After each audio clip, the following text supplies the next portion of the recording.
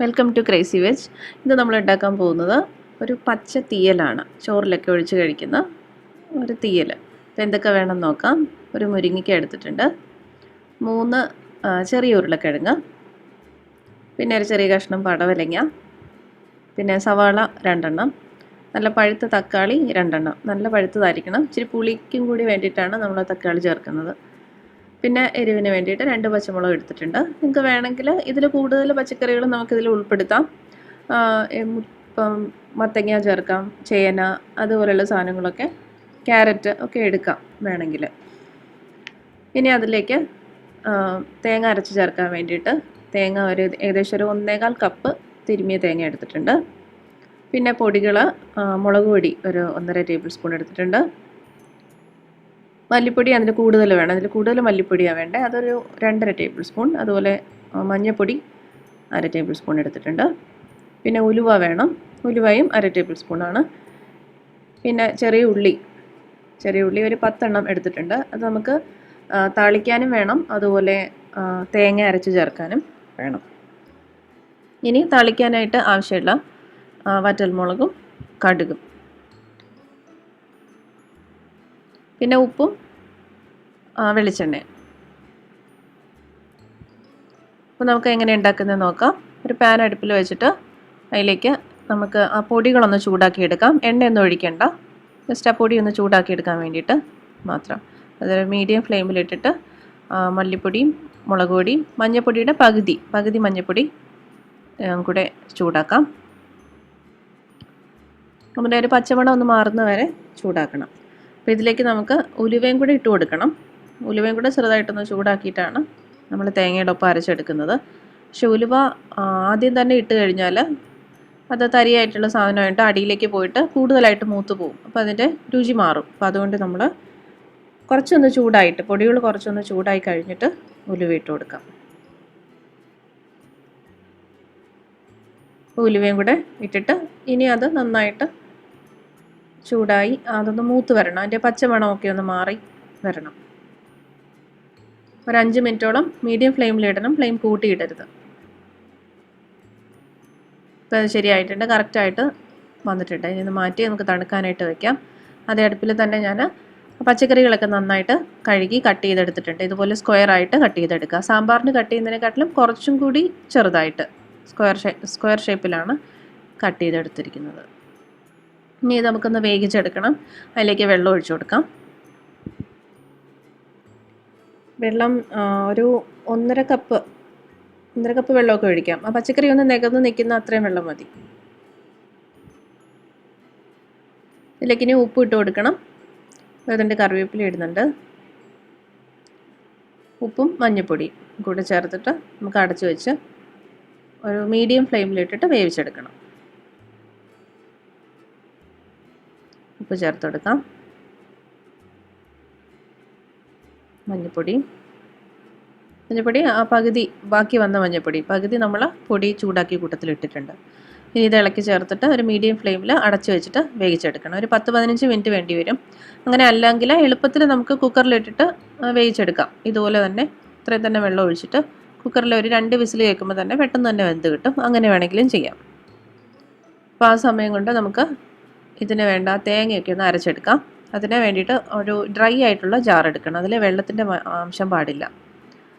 ഇനി അതിലേക്ക് നമുക്ക് തേങ്ങ തിരുമിയത് ഇട്ട് കൊടുക്കാം. അതിൽ കൂടെ നമ്മൾ നേരത്തെ ചൂടാക്കി വെച്ച പൊടിയെ തണുത്തിട്ടുണ്ട്, അതും കൂടി ഇട്ട് കൊടുക്കാം. അതിൻ്റെ കൂടെ നമ്മൾ അഡീഷണൽ ആയിട്ട് ചേർക്കുന്നത് ഒരു 4 ചുവന്നുള്ളി. കുറച്ച് വലുതാണ്. ചെറിയ ചുവന്നുള്ളിയാണ് നിങ്ങളുടെ കയ്യിലെങ്കിൽ അതൊരു 6-7 ഒക്കെ എടുക്കാം. അപ്പോൾ ഇത് വെള്ളം ചേർക്കാതെ നമ്മൾ ആദ്യം ഒന്ന് കറക്കിയെടുക്കണം. അതെന്തിനാന്ന് വെച്ചാൽ ഉലുവ ചൂടായതൊക്കെ ഒന്ന് നന്നായിട്ട് പൊടിഞ്ഞ് കിട്ടാൻ വേണ്ടിയിട്ട് ഇതുപോലെ വെള്ളം ചേർക്കാതെ ഒന്ന് അരച്ചെടുത്ത ശേഷം വെള്ളം ചേർത്തിട്ട് അരയ്ക്കാം. എന്നാലേ അത് കറക്റ്റായിട്ട് പൊടിയൊക്കെ മിക്സായി ഉലുവയൊക്കെ കറക്റ്റായിട്ട് പൊടിഞ്ഞ് കിട്ടും. അല്ലെങ്കിൽ ഉലുവ നമുക്കതിനിടയ്ക്ക് കടിക്കും, ഒരു കയ്പ്പ് തോന്നും. ഇപ്പോൾ നന്നായിട്ട് അരഞ്ഞ് കിട്ടിയിട്ടുണ്ട്. വെള്ളം ഒഴിച്ചിട്ട് ഇതുപോലെ അരയ്ക്കണം. തരിയായിട്ട്, ഒത്തിരി പേസ്റ്റായി പോകണ്ട, ചെറിയൊരു തരിയായിട്ട് നിൽക്കണം. ഈ രീതിയിൽ അരച്ചാൽ മതി. ഇനി ഇത് നമുക്ക് കറിയിലേക്ക് ഇട്ട് കൊടുക്കണം. അതിന് മുമ്പ് നമുക്ക് പച്ചക്കറി വെന്തിട്ടുണ്ടോ എന്ന് നോക്കാം. ഇപ്പോൾ ഒരു 10-12 മിനിറ്റ് ആയിട്ടുണ്ട്. ഇതിൽ ഉരുളക്കിഴങ്ങ് ശരിക്കും വെന്തിട്ടില്ല, കുറച്ചുകൂടി വേകാനുണ്ട്. ഒരു 3/4 വേഗമാകണം, എന്നാലേ നമുക്ക് അരപ്പിട്ട് കൊടുത്തിട്ട് കറക്റ്റായിട്ട് കിട്ടുള്ളൂ. അപ്പോൾ നമ്മൾ അടച്ച് വെച്ചിട്ട് ഇനി ഒരു 5 മിനിറ്റ് കൂടെ ഫ്ലെയിം ഒന്ന് കൂട്ടി വെച്ചിട്ട് വേവിച്ചെടുക്കുക. ഇപ്പോൾ നന്നായിട്ട് വെന്തിട്ടുണ്ട്. ഉള്ളിയും തക്കാളിയൊക്കെ പെട്ടെന്ന് വേകും, പക്ഷേ ഉരുളക്കിഴങ്ങും മുരിങ്ങയ്ക്കൊക്കെ വേകാനായിട്ട് കുറച്ചുകൂടി സമയം എടുക്കും. ഒരു 3/4 ഭാഗം വെന്തിട്ടുണ്ട്.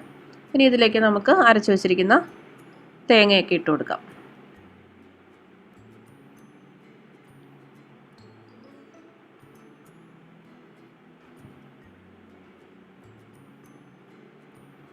നമുക്ക് ചോറിൻ്റെ കൂടെയും അതുപോലെ ദോശയൊക്കെ ഉണ്ടാക്കുമ്പം അതിൻ്റെ കൂടെയൊക്കെ കഴിക്കാനായിട്ട് നല്ല സ്വാദുള്ള കറിയാണ്. അപ്പോൾ നമുക്ക് ഇച്ചിരി വെള്ളം കൂടെ ഒഴിച്ചു കൊടുക്കാം. ഒരു കപ്പ് വെള്ളം ജാറ് കഴുകിയിട്ട് അതിലേക്ക് ഒഴിച്ചു കൊടുത്തിട്ടുണ്ട്. ഇനി കറിക്ക് തിക്നെസ് വേണമെങ്കിൽ പിന്നെ വെള്ളം ഒഴിക്കേണ്ട, കുറച്ചും കൂടി ലൂസായിട്ട് വേണമെന്നുണ്ടെങ്കിൽ പിന്നെ വെള്ളം ഒഴിക്കുക. ഞാൻ 1/2 കപ്പ് വെള്ളം കൂടെ ഒഴിച്ചിട്ടുണ്ട്. ഇനി ഇത് മിക്സ് ചെയ്തിട്ട് ഇതിന് ഉപ്പ് വേണമെങ്കിൽ ഇട്ട് കൊടുക്കണം. മിക്സ് ചെയ്തതിന് ശേഷം നമുക്ക് ഉപ്പ് നോക്കാം. നമ്മൾ ആദ്യം ഓൾറെഡി ഉപ്പ് ഇട്ടിട്ടുണ്ട്, പിന്നെ വേണമെങ്കിൽ നോക്കിയിട്ട് ഇട്ട് കൊടുക്കാം. കുറച്ച് ഉപ്പൊടി വേണം, കുറച്ച് ഉപ്പൊടി ഇട്ട് കൊടുക്കാം.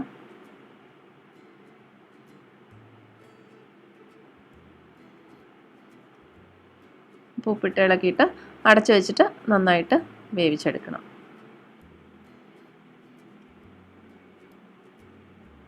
ഇനി ആ തേങ്ങ നന്നായിട്ട് വെന്ത് പൊടികളും മസാലയൊക്കെ നമ്മുടെ പച്ചക്കറിയിലൊക്കെ പിടിച്ച് വരാനായിട്ട് ഒരു 5 മിനിറ്റ് നന്നായിട്ട് തിളപ്പിച്ചെടുക്കണം. നന്നായിട്ട് തിളച്ചിട്ടുണ്ട്.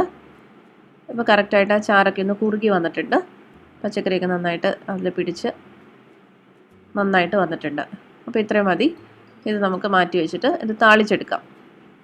താളിക്കാനായിട്ട് നമ്മൾ ഇതുവരെ അതിൽ വെളിച്ചെണ്ണ ഒന്നും ചേർത്തിട്ടില്ല, അതുകൊണ്ടൊരു 3 ടേബിൾ സ്പൂൺ വെളിച്ചെണ്ണ എടുക്കുന്നുണ്ട്. അത് കുറച്ച് മതിയെങ്കിൽ നമ്മളതിൽ കുറച്ചെടുക്കാം. അതിലേക്ക് ഞാൻ ബാക്കി വന്ന ഏകദേശം ഒരു 6 ചുവന്നുള്ളി ഉണ്ടായിരുന്നു, അത് വട്ടത്തിൽ അരിഞ്ഞെടുത്തിട്ടുണ്ട്. ആ ചുവന്നുള്ളി ഒന്ന് ചെറുതായിട്ട് ചൂടായി കഴിഞ്ഞിട്ട് അതിലേക്ക് കടുക് ചേർത്താൽ മതി. അത് കഴിഞ്ഞ് വറ്റൽമുളക് ഇട്ട് കൊടുക്കാം. ചെറുതായിട്ടൊന്ന് ഇളക്കി ഉള്ളി ഒന്ന് ഗോൾഡൻ കളറായി വരുമ്പോഴത്തേക്കും കടുകും പൊട്ടുള്ളൂ. കടുക് പൊട്ടി കഴിയുമ്പോൾ അതിലേക്ക് കറിവേപ്പില ഇട്ട് കൊടുക്കാം.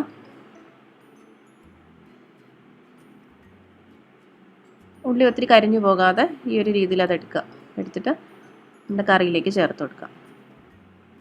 താളിച്ച് ഒഴിച്ച ശേഷം ഒരു 5 മിനിറ്റ് അതൊന്ന് അടച്ച് വെച്ചിട്ടേ നമ്മൾ എടുക്കാവുള്ളൂ. മിക്സ് ചെയ്തിട്ട് അപ്പോൾ തന്നെ അടച്ച് വെച്ചേക്കാം, ആ സ്മെല്ല് അതിലൊന്ന് നിൽക്കാൻ വേണ്ടിയിട്ട്. അപ്പോൾ നല്ല ടേസ്റ്റുള്ള കറിയാണ്. നമ്മുടെ പച്ചത്തീയൽ റെഡി ആയിട്ടുണ്ട്. എല്ലാവരും ട്രൈ ചെയ്ത് നോക്കണം.